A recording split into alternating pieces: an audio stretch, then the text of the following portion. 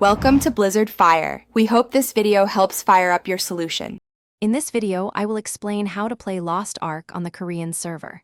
The absolute first and most critical step is obtaining a valid Korean social security number, also known as a KSSN or an IPIN. This is a strict requirement for account creation and verification, enforced by the game's publisher. Without this specific form of identification, you simply cannot create an account or access the game directly. Once you have your Korean identification sorted, the next crucial step is to use a reliable virtual private network, or VPN.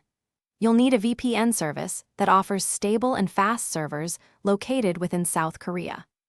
This ensures your internet connection appears to be coming from Korea, which is necessary to bypass regional restrictions and maintain a consistent connection to the game server. With your VPN active and connected to a Korean server, you can now proceed to download the official Smilegate Stove game launcher. After installation, you will use your previously verified Korean identification to register and create your Lost Ark account.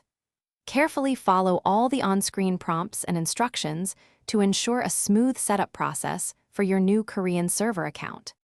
To maintain access, always ensure your Korean VPN is active before launching Lost Ark. Remember, you'll be playing on a server primarily for Korean players, so be prepared for potential language barriers in chat and game content. Also, keep in mind that all game updates and maintenance will follow Korean Standard Time, so plan your play sessions accordingly for an uninterrupted experience. Thanks for watching. If you found this helpful, don't forget to like and subscribe.